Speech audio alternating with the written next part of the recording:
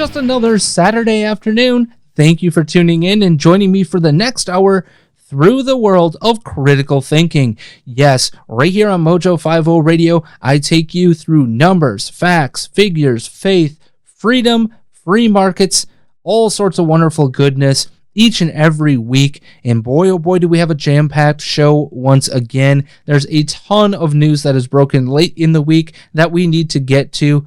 But before I do anything else, please, folks, don't forget, you can follow me, your humble host, Andrew Coppins, at The Coppins Show on Twitter, Facebook, all sorts of the wonderful goodness of the social media world. And my last name can be spelled Coppens,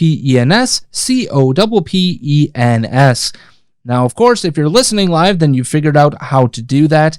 But if you're listening via podcast and you want to catch this show on Saturday afternoon as it airs in its first format, you can do so iHeartRadio, Spreaker, or Mojo50.com. Or if you're into the visualization of this program, you can do that over at the Mojo 50 Radio Facebook page. And folks, there was a brand new opener, a visual opener, to hopefully entice you into checking out this program that way.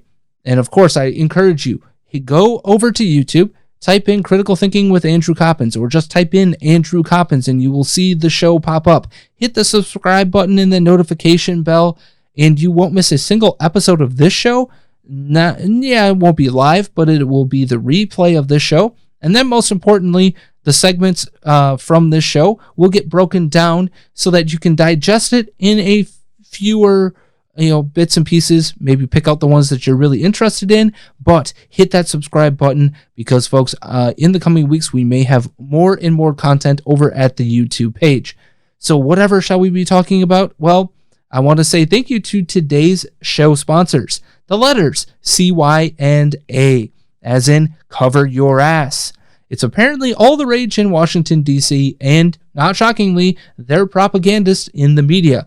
We have got to talk about ABC's CYA moment regarding this whole Jeffrey Epstein story, as well as the socialist move to basically take on raising your children. Yes, we're going to be talking about Kamala Harris and her 10-hour educational marathon each and every Monday through Friday, and this whole idea. But there will also be not one but two guests again this week. Joining me in the first half of the show is going to be Chris Jacobs of the Juniper Research Group and author of the great book, The Case Against Single Payer. He's going to be here to talk about Elizabeth Warren's wonderful Medicare for All plan and all of the numbers, facts, and figures in that regard. And then in the second half of the show, fellow Mojo 50 radio host. Yes, folks, if you're watching, yes, the gear is great. Yes, I've got the hooded sweatshirt on because, unfortunately, it's butt-ass cold here in the Midwest. But yeah, we will be joined by my brother from another mother, the wonderful Mojo 50 host of Battle for Freedom, Watson Prunier, and we're going to unpack evangelicals and their fervent support of Donald Trump. Is it real? Is it not? Trying to understand where they're coming from. I think it's going to be a very interesting conversation that you're going to want to stick around for. But we have got to talk about that whole ABC situation.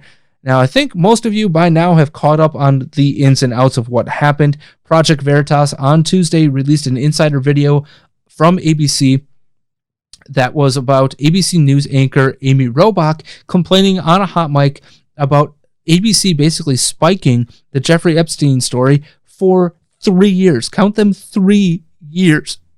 We're talking Bill Clinton. We're talking Prince Andrew. All of the stuff that you heard be broken earlier this year, that was all readily available information to ABC for 3 freaking years.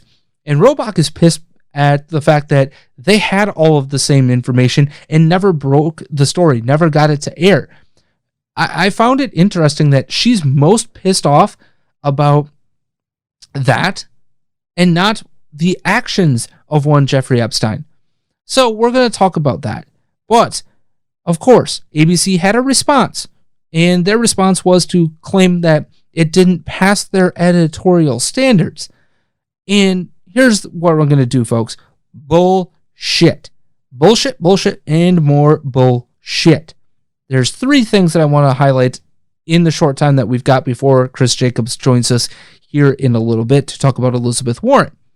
So, number one, this whole entire situation tells me that they don't have any moral standards. You, by the statement saying our editorial standards weren't met, tells me that you are more worried about covering your own ass than protecting the innocent potential victims in this entire story. And number two, bullshit on your editorial standards. You don't have editorial standards. You've got propaganda standards. Covington Catholic, Brett Kavanaugh, those stories, they were seek and destroy immediately. No background, no vetting, no checking done. But Harvey Weinstein, Woody Allen, Roman Polanski, in this case, oh, no, we couldn't possibly touch this even though we've heard rumblings and rumors and innuendo and actual facts for years. Suddenly, that's not good enough. Suddenly, we cannot be bothered. I want you to think about that dichotomy. Covington Catholic, Brett Kavanaugh, seek and destroy. Harvey Weinstein, Woody Allen, Roman Polanski, no, we have to protect them. Why? Because one set of people were on the right and the other set of the people espoused the leftist propaganda views of the news media. They are on the same side. And number three here, and this is the thing that broke later this week. ABC apparently made a call to CBS and got somebody fired. That person was Ashley Bianco, who happened to work at ABC for 3 years and then CBS for just the past few weeks. Turns out she wasn't the leaker at all. She talked to Megyn Kelly on Megyn Kelly's YouTube, making a return to interviewing in a fascinating interview. Check it out on the YouTube page for Megyn Kelly. Turns out she is not the person who leaked this story. They played politics from the get-go. They played access over truth. They played God in the end with somebody's career. Never mind the fact that Project Veritas told you this week that the person was still working for you. Project Veritas gave you that bit of information, and you chose somebody else to lay the blame on. Absolutely sickening.